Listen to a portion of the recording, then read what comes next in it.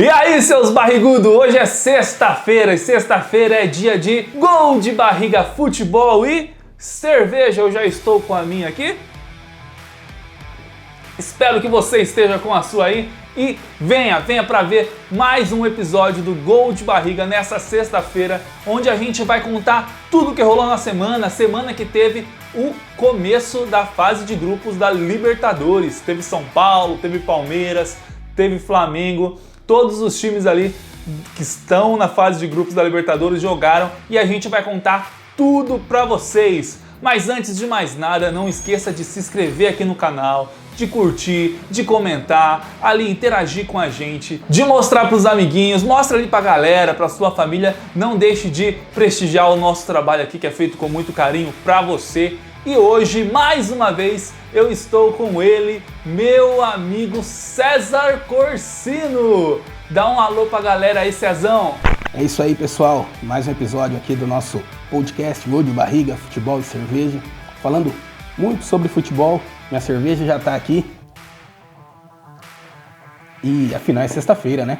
Então vem com a gente que tem muita coisa boa. Você não vai se arrepender.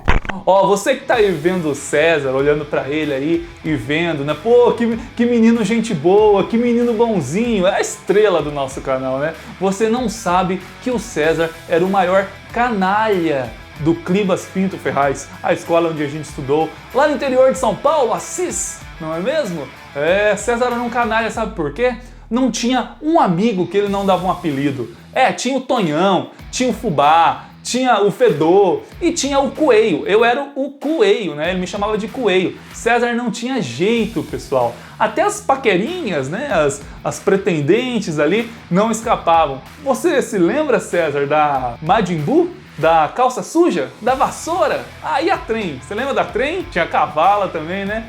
César, eu acho que é por isso que a gente não pegava ninguém, Cezão. Mas o que vocês não sabem é que o César também tem um apelido. Bom, eu não sei por que desse apelido, então ele mesmo vai explicar pra vocês. César, por que seu apelido era Zé Gotinha? Mas lá vem o Bruno de novo com essas histórias. Pô, Bruno, esse apelido todo mundo sabe, a origem dele. Não era muito agradável quando eu era mais novo, mas depois eu levei como superação. Até porque esse apelido veio numa forma do pessoal tentar me desestabilizar dentro da quadra. O pessoal sabia ali, a hora que o pivô abria os braços, não tinha quem passasse. Então eu ajeitava para trás ali, vinha aquele meia, aquele ala muito bom do nosso time, o São Francisco, né? E o pessoal começou a chamar o César de Zé Gotinha. Zé Gotinha aqui, Zé Gotinha ali. E num primeiro momento me irritou bastante. Mas depois eu levei na esportiva e foi sucesso. Então toda educação física, toda interclasse tinha gol do Zé Gotinha e era a alegria da torcida. E o Zé Gotinha veio porque, à época, não era porque eu era um aluno aplicado, fazendo clara referência aí ao Zé Gotinha, às vacinas. E não, então não era aplicado, mas a minha cabeça era desproporcional ao tamanho do meu corpo. O que acontece? Eu cresci em torno da cabeça. Mas é isso, então o apelido ficou naquela época, depois não mais, mas não tem problema não em falar aí pro pessoal o porquê do Zé Gotinha. E essa coisa de apelido, dar apelido pros outros, não era eu não, hein? Eu não me lembro dessa história, mas segue daí, Bruno.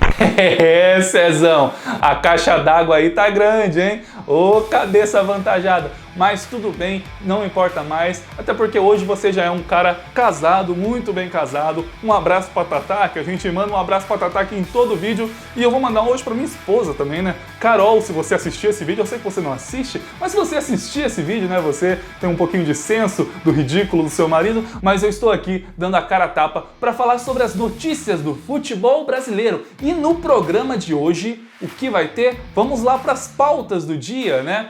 Vamos começar falando hoje sobre o São Paulo. Que São Paulo que é esse que a gente está vendo no começo do campeonato, hein? São Paulo venceu a primeira partida na Libertadores e somando Paulista com Libertadores foram 5 jogos invictos, 5 jogos vencendo. Esse São Paulo aí tá dando o que falar e a gente vai falar muito sobre ele. Também vamos falar dos outros times da Libertadores que estrearam, não com tanta facilidade, né, como o São Paulo, que venceu por 3-0, mas tem as vitórias de Flamengo e Palmeiras, tem um empate do Galo, o Galo empatou, resultado meio complicado, né?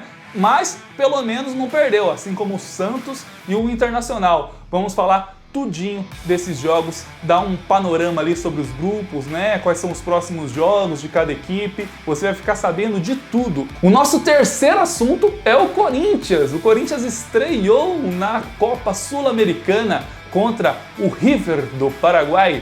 E o Cezão vai contar tudo, qual foi a escalação, o resultado. Cezão é especialista em Corinthians, viu? Ele é o louco do bando de louco e vai contar pra vocês tudo sobre esse jogo, né não, Cezão? Ó, e também o último assunto, deu muito o que falar. No último programa a gente falou sobre a Superliga Europeia. No último programa a Superliga Europeia tinha acabado de ser criada, mas nesse programa ela já foi engavetada. Então a gente vai conversar um pouquinho sobre a Superliga Europeia e saber um pouquinho da opinião do César, o que ele acha que deve acontecer. Deve parar todos os planos ou a gente deve aprimorar essa ideia, né? Ver um jeito em que os clubes sejam todos favorecidos e não apenas alguns? O César vai contar pra gente. Não é não, Cezão? Vamos começar então? Opa, então vamos lá, só se for agora. Bom, vamos começar então. E o primeiro assunto do dia, César, eu quero falar pra você que eu estou empolgadão. Sabe por quê? Porque o tricolorzão do Morumbi tá demais. Não tem, ó, acabou a brincadeira. Acabou a brincadeira, São Paulo está em outro patamar. Esse time tá dando o que falar, o São Paulo tá jogando muita bola e eu falo uma coisa pra vocês, viu? O meu time tem o melhor lateral do mundo atualmente. E eu não tô falando do Daniel Alves não, viu? Eu tô falando do Reinaldo. Porque se eu falar do Daniel Alves, meu filho, esse é o melhor lateral direito da história do futebol. Então, meus amigos, eu até assistindo o Caio do Resenha, né? Resenha Tricolor, um puta programa que fala do São Paulo lá, ele falou que não existe no mundo uma dupla de laterais, o direito e o esquerdo, melhor que essa. E eu concordo com você, Caio. Eu concordo com você. Quem são Pavard e Alphonso Davies perto de Dani Alves e Reinaldo? Não dá pra comparar. Primeiro, o Pavard tem que decidir se ele é zagueiro ou se ele é lateral. O Alphonso Davies primeiro tem que ganhar titularidade, né? Às vezes ele joga, outras não. E não tem como, não tem comparação. Daniel Alves e Reinaldo, muito melhor. Vamos ver outra dupla. Tem lá o Alexander Arnold e o Robertson, né? Do Liverpool. Bom, o Arnold é a maior enganação, o jogador mais superestimado do futebol europeu, né? Um jogador ali que só tem seus 20 e poucos anos, não fez nada ainda na história do futebol, além de ganhar uma Champions. Mas quantas Champions Dani Alves já ganhou, né? E o Reinaldo, King Naldo, Robertson? Se o Reinaldo se chamasse Reinaldson, com certeza todo mundo ia falar. Agora só porque ele tem ali a cara do Tiririca, o pessoal fica tirando sarro? Não, Reinaldo é 1000 vezes melhor que o Robertson. Mas e o Barcelona? Vamos falar do Barcelona. Primeiro que depois que o Daniel Alves saiu da lateral do Barcelona, eu nem sei quem é o lateral direito do Barcelona. E o lateral esquerdo é o Jordi Alba. Muito baixinho, não rola não. Reinaldo e Daniel Alves são melhores e não tem comparação. Eu tô falando da melhor dupla de laterais do mundo, meu amigo. Mas voltando agora a falar do São Paulo, olha, eu já joguei fora a chapinha, eu já parei de fazer alisamento. Sabe por quê? Porque é crespo na cabeça. O crespão da massa tá dando o que falar aqui. Esse treinador que chegou e tá revolucionando o meu São Paulo. Meu São Paulo, como tá jogando bola. Mas também, olha o meio-campo do meu time. Luan Kanté. Aí a gente tem Rodrigo Iniestor, pegaram? Iniesta, Iniestor.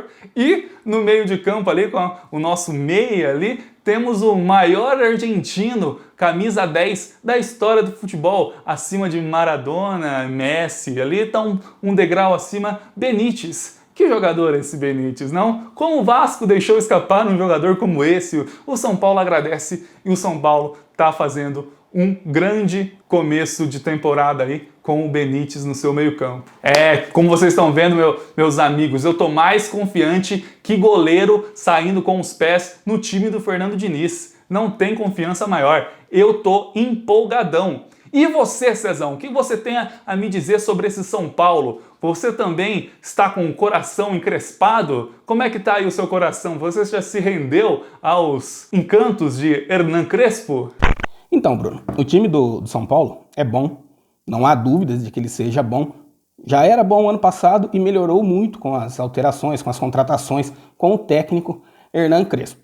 Mas você está exagerando um pouco, né? Eu sei que o coração de torcedor aí bate forte, você vê o time jogando tão bem, coisa que não era comum nos últimos anos, então fica feliz e começa a fazer umas comparações meio que absurdas. Mas eu entendo o coração, o coração de torcedor, ele é sempre, fala mais alto. O meu aqui tá meio baleado, tá meio triste, e o seu tem que tá feliz com toda a razão. O time de São Paulo é muito bom, deu espetáculo, né, contra o Sporting Cristal, foi o melhor time do brasileiro a estrear na Libertadores, e eu vejo que, assim, para tristeza dos torcedores rivais, o tabu do São Paulo pode chegar ao fim nessa temporada. Eu acredito que pelo menos uma taça o tricolor paulista vai conseguir levantar, sim, e os torcedores vão poder fazer a festa. Olha, eu brinquei aqui no começo, né, falando do São Paulo, fiz aí as minhas piadinhas, como é de praxe, mas realmente esse time do São Paulo tá jogando muito e com certeza eu acredito que está jogando o melhor futebol do Brasil nesse começo, né? É lógico que estamos apenas em abril, né? Estamos no meio de abril ainda,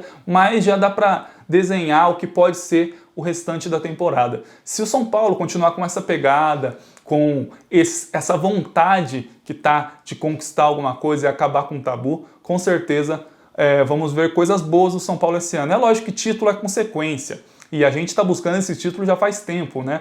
Com o Aguirre a gente chegou a liderar o brasileiro, ano passado com o Diniz também, mas a gente não sentia segurança no time.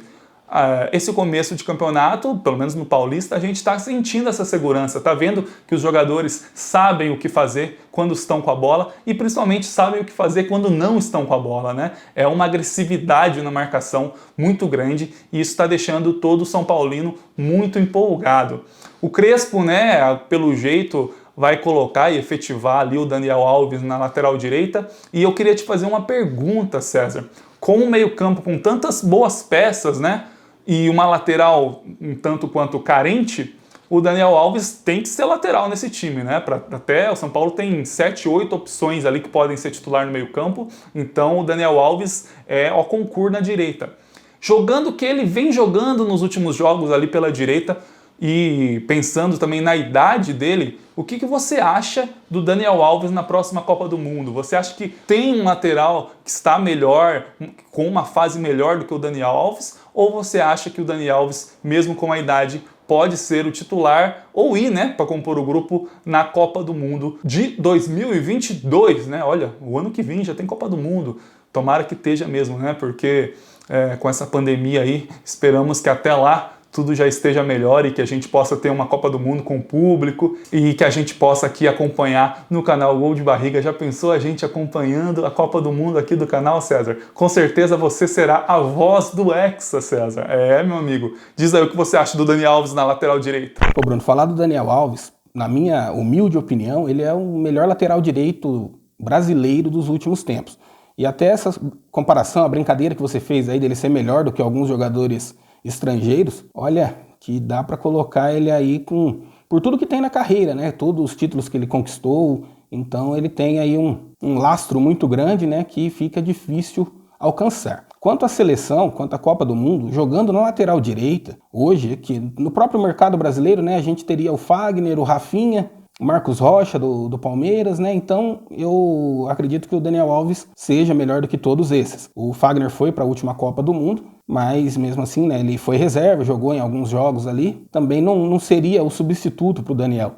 Jogando na Europa, o brasileiro, a gente tem o Danilo, também não é um lateral que chegue nem perto do que é o Daniel Alves. Então eu acredito que ele vá estar no grupo da Copa do Mundo. Não sei se titular, até porque na Copa do Mundo de 2022, ela vai ser no final do ano. Então, o Daniel já vai chegar com 39 anos. Ele é um cara que, pelo que a gente vê aí, não tem problemas de lesões, problemas físicos graves. Então, por isso, né, é um cara que se cuida bastante, então ele pode chegar e pode jogar.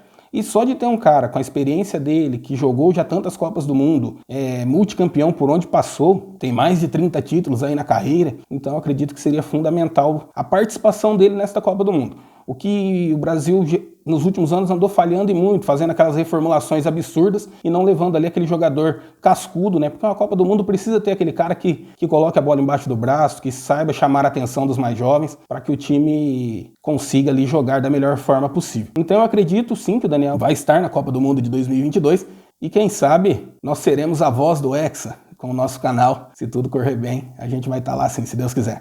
Pois é, Cezão. Mas não teve só o São Paulo na estreia da Libertadores, não. Pra dizer a verdade, o São Paulo foi o único que venceu com certa facilidade, assim, né?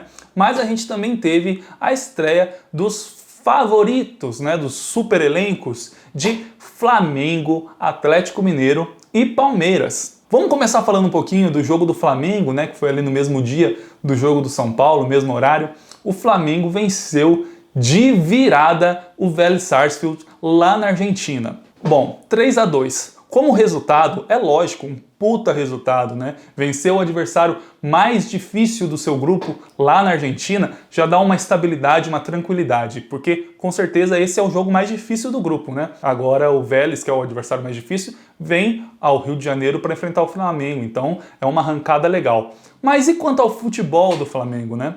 O pessoal aqui, a gente já falou no último vídeo, a torcida anda cobrando um futebol melhor, que o Rogério Ceni mude um pouco ali dos seus conceitos, né? Ele que tirou os volantes do time, o time joga com 4 meias, 4 camisas 10, botou o Arão ali de zagueiro, a torcida tem criticado muito, mas o Flamengo conseguiu esse resultado, mesmo ali que na Bacia das Almas, né? Um 3-2 ali com um golaço do Arrascaeta no finzinho, mas é um ótimo resultado para o Flamengo que começa com o pé direito nessa Libertadores.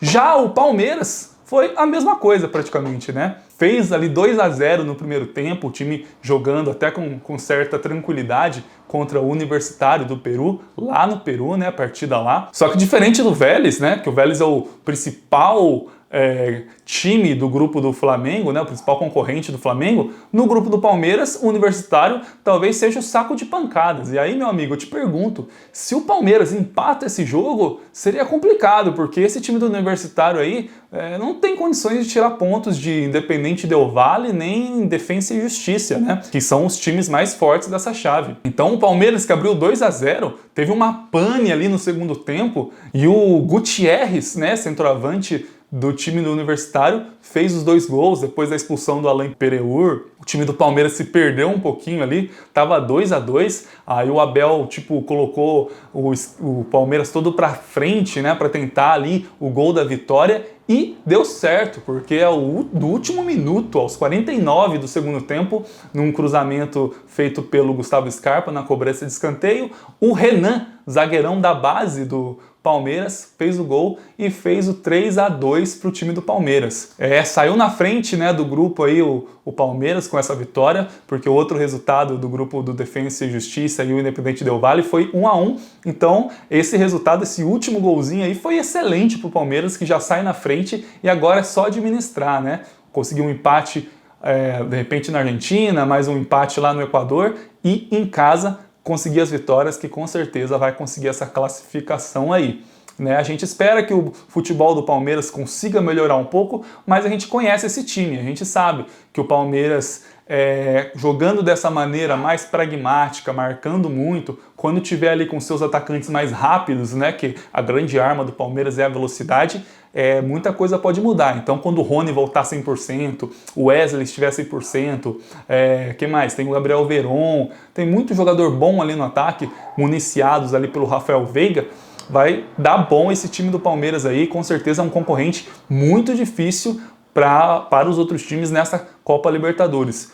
Porém que eu acredito que seja necessário, seja a contratação de um centroavante. Eu não era a favor do Palmeiras contratar ninguém, não achava que o grupo do Palmeiras era muito bom, mas o Luiz Adriano vem decepcionando muito e não é só eu que estou falando. Eu assisti vários vídeos de torcedores do Palmeiras e ninguém está muito feliz com o Luiz Adriano. Acho que ele é um jogador já mais cansado, né? Não está conseguindo fazer ali bem o seu papel, que ele até fez, né, no ano passado, um bom centroavante ali no começo do ano e tal, foi importante nos títulos do Palmeiras, mas que no começo desse ano não está rendendo. E o reserva dele não é um centroavante, né, é o William, e o William também já está numa idade mais avançada, de repente o Palmeiras precisa de um centroavante para revezar com o Luiz Adriano ali, um centroavante mais jovem, e pelo que a gente vê e lê ali, o Palmeiras está no mercado atrás desse jogador. Então vamos ver os próximos passos do Palmeiras aí. E falando agora do Atlético Mineiro, o Atlético Mineiro decepcionou. Foi um jogo onde o recorde de cruzamento para a área foi batido. Foram mais de 60 cruzamentos da equipe do Atlético, sendo que o Atlético Mineiro não tem um centroavante alto ali, né? O Vargas é o centroavante, o Hulk, que é um cara forte, joga mais pelas pontas, não é um centroavante ali. Foram mais de 60 bolas na área e o Atlético não saiu do empate, foi 1-1 contra o Deportivo La Guaira, time da Venezuela. E foi um empate no segundo tempo, um gol do Zaratio, né? Eu acho interessante desse time do Atlético que a torcida já tá pegando no pé do Cuca assim de uma maneira, eles não querem o Cuca. E o Cuca foi campeão, né, da Libertadores com esse time, levou o time pro Mundial. E eles não querem mais o Cuca. Então é engraçado que o último grande título do Atlético Mineiro foi com o Cuca, mas a torcida não gosta do esquema de jogo dele, não gosta de como ele escala a equipe e quer realmente um outro técnico, e há quem diga que o Renato Gaúcho, né, pode ser esse novo técnico. Vamos ver até onde o Cuca vai aguentar essa pressão. Bom, mas até então a gente falou de vitórias e empate, mas quem decepcionou mesmo foi o Internacional e o Santos. Os dois times perderam para os seus respectivos adversários, 2-0, né? Os dois times perderam por 2-0 e ficaram em situações complicadas no grupo. Porque eu falo, meus amigos, a Libertadores é um campeonato que a primeira partida é muito importante, cara.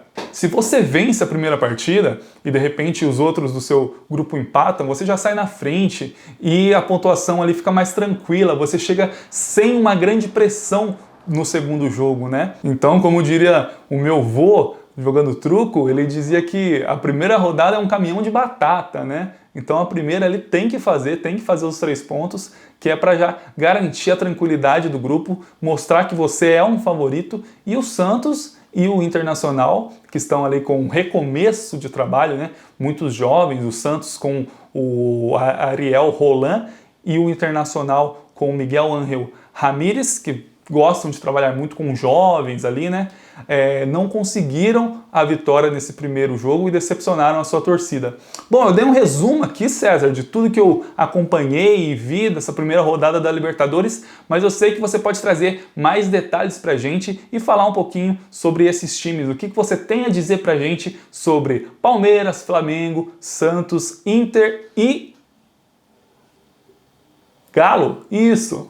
Com a estreia de todos os times brasileiros na Libertadores nesta semana, São Paulo, a gente já comentou aqui, ganhou muito bem. Flamengo e o Palmeiras, que são os dois melhores elencos, não jogaram tão bem, mas ganharam. E essa questão que você pontuou da primeira rodada da Libertadores ser como a primeira rodada do truco, o importante é fazer, eles fizeram. Então não tem que dar show, não tem que dar espetáculo, tem que vencer. Porque os dois jogos foram fora de casa e os times saíram com uma boa vitória. 3-2, não abriram saldo, mas o que importa ali é a vitória. Então o Flamengo sofreu, mas ganhou. Palmeiras a mesma coisa, sofreu, mas ganhou. E isso é o que importa. Já o Atlético Mineiro é preocupante porque o time não vem jogando bem. O time está com um investimento muito alto. Tem o Cuca, que é um treinador que tem ali história no time, né, como você mencionou muito bem, mas não tem jogando bem há tempos. Então, gastou o ano passado, gastou esse ano, tá com em nomes, né, se você montar o time do Atlético Mineiro por nome, tá um time excelente, mas na hora do jogo ele tá sofreu para ganhar de alguns times ali no Campeonato Mineiro, que é relativamente mais fraco do que as outras competições, sofreu aí para empatar, já empatou no segundo tempo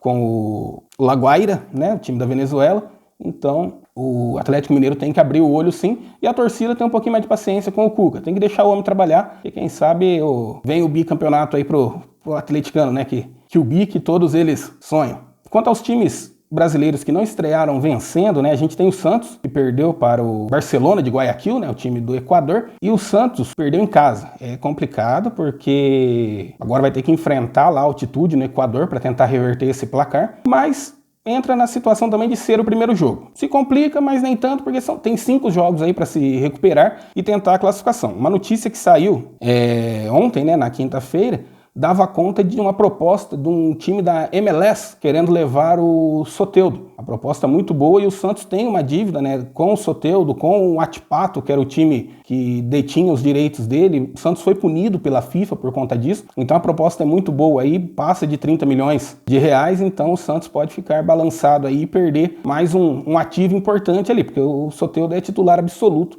nesse time do Santos, que está se remontando aí com vários jovens, né, a chegada do Ariel Roland. Então o Santos tem mais um problema a se preocupar, além de ter começado com o pé esquerdo na Copa Libertadores. Outro time brasileiro, né, que você comentou muito bem, que começou mal das pernas, foi o Internacional. O Internacional de Porto Alegre com o Ramírez, né? Miguel Ángel Ramírez. O Inter, né, começou bem, teve um volume de jogo bom, mas não saiu com a vitória. Perdeu para aquele time que está sempre pronto, o Always Ready, e se complica também um pouquinho aí na competição. A diferença do Santos é que o Santos perdeu em casa, né? E o Inter perdeu jogando na Bolívia. Então tem toda ainda aí, como na mesma situação do Santos, 5 jogos para tentar reverter a situação, mas é bom ficar esperto desde já, porque a Libertadores não é para se brincar não. Um time pode ser melhor que o outro. Para você ter uma ideia, o Always Ready é a segunda participação dele na Copa Libertadores. E a vitória contra o Inter foi a primeira na história do time. Então imagina a felicidade dos bolivianos. Então o Inter tem que ficar esperto aí no seu grupo para não se complicar mais para frente. O último brasileiro a estrear na Copa Libertadores da América foi o Fluminense. Jogando em casa, né, no Maracanã, no Rio de Janeiro, ele enfrentou o River Plate da Argentina e sofreu um bocadinho ali, né, empatou o jogo. E no começo do jogo, o River com volume de jogo maior, o goleiro Marcos Felipe acabou derrubando o Borré. O atacante Borré, que esteve envolvido em negociações com o Grêmio, com o próprio Palmeiras, mas parece que vai ficar mesmo no River Plate, vai renovar o seu contrato e vai permanecer por lá. Ele foi derrubado pelo goleiro. Na cobrança, o lateral Montiel, bom lateral, abriu o placar para o River Plate, botando mais pressão no Fluminense. O Fluminense que não jogava uma Copa Libertadores há 8 anos. Então, estava ali pressionado, mas conseguiu botar a bola no chão, trabalhar legal e buscar o empate. No segundo tempo, uma bela jogada do Casares, o meia Casares, né, que recentemente estava no Corinthians, deu um belo passe para o Fred, o atacante Fred, empatou, chegou a 401 gols na carreira e o seu gol de número 19 na Libertadores da América, entrando ali num seleto grupo aí entre os 5 maiores artilheiros brasileiros da Copa Libertadores da América. Então, o Fluminense empatou, garantiu um pontinho ali contra o River Plate. Não é ruim, porque o River Plate é o favorito neste grupo aí do Fluminense, então garantir um ponto contra o River Plate não é ruim não. Os brasileiros de modo geral aí, né, com exceção dos 2 que perderam, mas tem plenas condições de se recuperar, tem tudo aí mais uma vez para classificar todo mundo aí e dar trabalho pros hermanos. Pois é, então, vamos ver aí como vai ser nessa segunda rodada da Libertadores depois do resultado desses times. E aí você lembrou bem, né, César? O Fluminense também estreou, você deu o panorama aí do Fluminense. Mas agora vamos falar do nosso terceiro assunto, que é Corinthians. Corinthians que estreou na Copa Sul-Americana. O Cezão já soltou ali o seu pós-jogo. Você quiser ali, ó, tem aqui o link do vídeo aqui nos cards, pós-jogo do Corinthians, com o Cezão contando para vocês como foi. Mas vem aqui pro nosso canal, César, conta um pouquinho como foi esse jogo, fala pra gente o Mancini ali, que pelo jeito priorizou, né, essa competição, colocou o que tinha de melhor em campo aí. O que você achou dessa escalação e do resultado do jogo?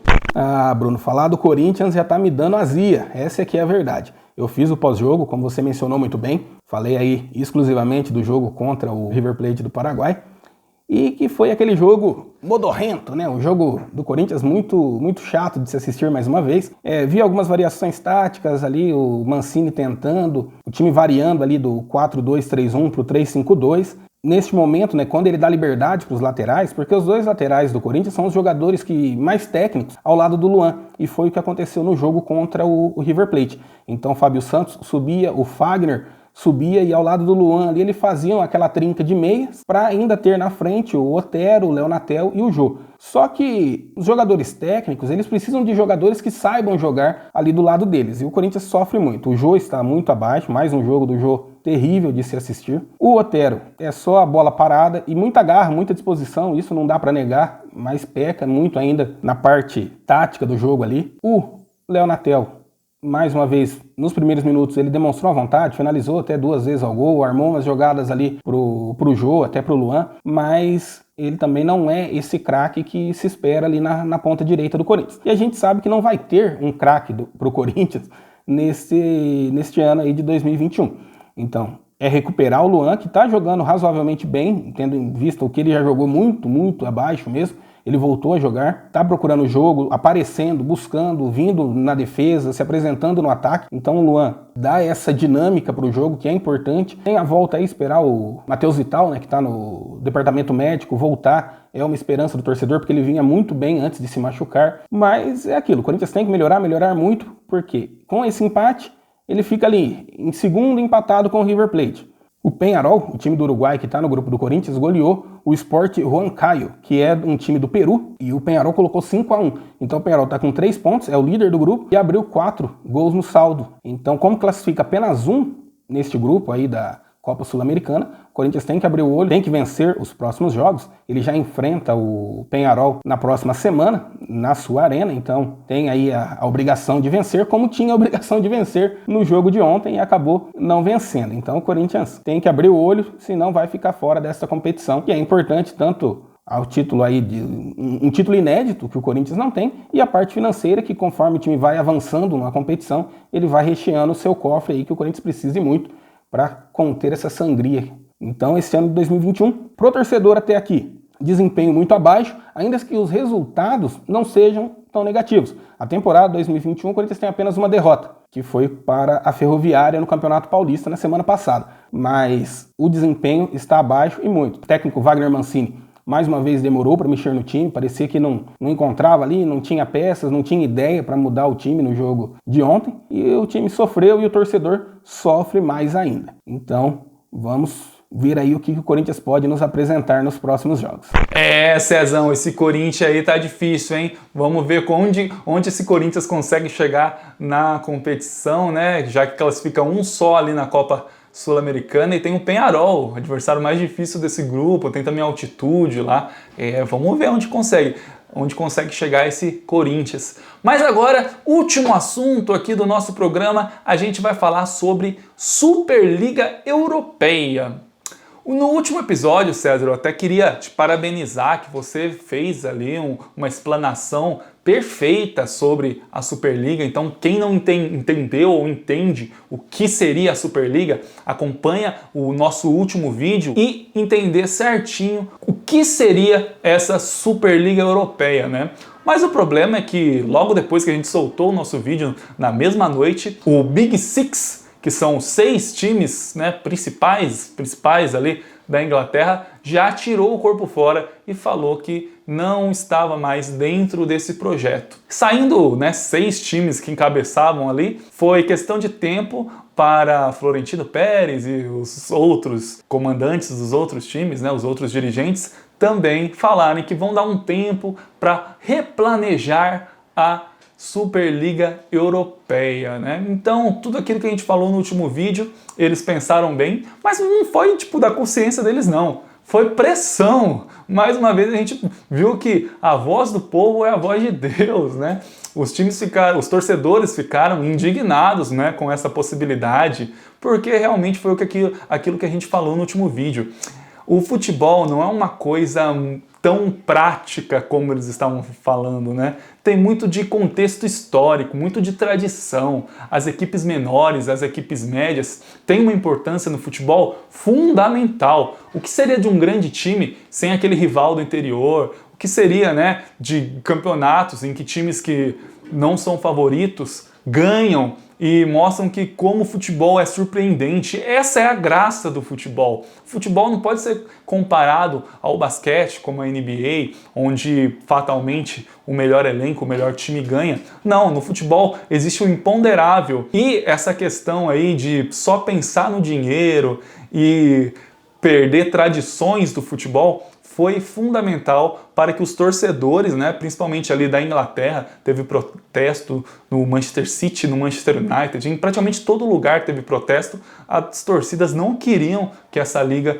fosse levada adiante e estavam a favor de repente pensar melhor o campeonato, pensar melhor a Champions League, né? Mas que mantenha-se a tradição, que mantenha-se o justo, mantenha-se dentro de campo. E não esse campeonato onde a questão técnica foi deixada em último plano e a questão financeira foi elevada para um primeiro patamar. Bom, César, você que já explicou muito bem sobre essa questão no último vídeo, o que você acha melhor? As equipes se programarem melhor e seguir adiante com a Superliga, mas com um novo regulamento? Ou você acha que isso deve ser esquecido e a gente deve voltar para a nossa velha e boa Champions Leaguezinha ali pra gente assistir ali no Esporte Interativo com o André Henning, né? O André Henning é aquele cara que grita muito, maravilhosos os comentários de Ale Oliveira no Esporte Interativo, que agora não é mais Esporte Interativo, é o TNT Sports. Pois é, adoro assistir jogo lá. Pra mim, Champions League tem a cara do TNT Sports. Um grande abraço pra todo mundo da TNT Sports. O que você acha, Cezão? Então, Bruno, a Superliga Europeia é aquela situação do que já nasceu morta. Porque é uma competição, se ela não passa ali pelos principais torcedores, não passa por clubes, todos os clubes, né, não tem como prosperar uma situação dessa. Você pontuou muito bem aí, porque o futebol é feito de todos os clubes, todos os times. É o sonho daquele time ali do interior, seja no Brasil, seja na Europa ou em qualquer outro país do mundo. O futebol, ele move paixões, então o time começa ali de baixo, ele muitas vezes começa com... Tem os clubes, né, os times que são formados por trabalhadores de empresas, e eles têm o sonho de levantar o nome ali de um time. Os times que levam a cidade, né, no seu nome. Então, simplesmente, o Real Madrid e o Manchester United são os mais poderosos do mundo pela quantidade de títulos, por tudo que eles já proporcionaram no futebol mundial. Aí chegam os novos ricos, como Chelsea, Manchester City. E não é assim, lá na Itália você tem a Juventus, né, que tem várias marcas por trás dela. Então é complicado. É complicado, não tinha como dar certo, como não deu. Eu acredito que a melhor saída seria mesmo reformular essa Champions League. Você vai falar, não, a UEFA está ganhando muito dinheiro, então tem que mudar, os clubes têm que receber mais. É sentar e conversar com a UEFA. Não vou criar uma Superliga e agora ninguém vai mais. Porque esses times têm contrato com a UEFA. Eles têm a questão do direito de imagem atrelado às competições da UEFA. Então é muito complicado, as sanções acabariam não compensando. Então teve toda a pressão dos torcedores e os times também não são bobos, né? E muitos jogadores saíram contrários a essa competição, treinadores, a gente viu o Jürgen Klopp, o próprio Guardiola. Então, neste momento eu acho que foi a melhor saída. Não prosperar mesmo, ficar quietinho, parar, tem que sentar, conversar com esses dirigentes, porque a gente sabe, os dirigentes dos clubes, das federações, na maioria das vezes estão preocupados, na maioria das vezes não. 100% das vezes a preocupação deles é o financeiro, é o dinheiro, é quanto que vai entrar no meu caixa. E isso não pode estar acima do espetáculo, isso não pode estar acima do futebol. Os jogos de primeira fase da Champions League não é um chamariz para o público, porque é o Real Madrid jogando contra um time da Ucrânia, da Bulgária, mas está nas regras. Quer mudar isso? Então muda, vai fazer primeiro uma competição entre esses times menores, para depois eles terem a chance de disputar com os times maiores. Não sei qual seria a melhor forma, mas tem que ser estudado, não pode ser assim de supetão, falar que criamos uma nova competição e vocês vão ter que engolir, que aí fica muito difícil, tanto para os clubes, quanto para os jogadores, treinadores e tudo que envolve um jogo de futebol, tá certo? Eu já tinha dado a minha opinião contrária, né, no episódio anterior, e a gente falou muito, né, no episódio de terça-feira, e amanhecemos na quarta já com a notícia que os times da Inglaterra tinham se retirado da competição, então não prosperou. Tem uma conversa, né, de que a jogada do Florentino Pérez, o presidente do Real Madrid, seria essa mesmo. Ele chama todos os times aí ricos para a competição, sabe que depois o pessoal ia sair, e ao sair eles têm que pagar uma multa. Pagando essa multa, ele faz uma jogada lá para esse dinheiro ir para o Real Madrid e ele contratar jogadores para o Real. É meio absurdo, porque isso envolve muitas outras questões, mas fica aí o folclore do futebol que é sempre interessante. É isso aí, então, estamos chegando no fim desse programa, nessa sexta-feira maravilhosa. Espero que todos vocês estejam bem, que os familiares de vocês estejam bem nesse momento tão difícil, né? Que a gente está com tantas dificuldades, muitas famílias estão com problemas de saúde, a gente quer só levar um pouquinho de alegria para vocês, que vocês possam se divertir. E peço encarecidamente, meu amigo, você que assistiu até aqui a gente, se inscreva no nosso canal, mostre para os amigos. Aqui a gente está falando de futebol toda semana e a gente vai trazer ainda muitas novidades para vocês. Esse é só o começo do nosso projeto.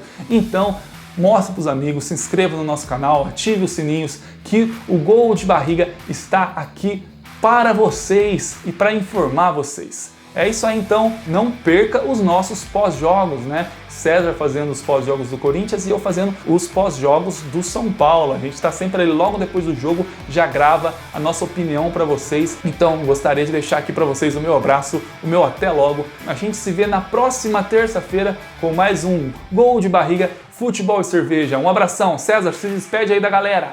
Então é isso aí, gente. Chegamos ao fim a mais um episódio aqui. Espero que vocês tenham gostado. Deixa aí o seu like, se inscreva no nosso canal se você não é inscrito, ative as notificações, comentem, compartilhem com a família, no grupo aí da empresa, no grupo do WhatsApp. Dá uma força pra gente aí nesse projeto que tá muito legal.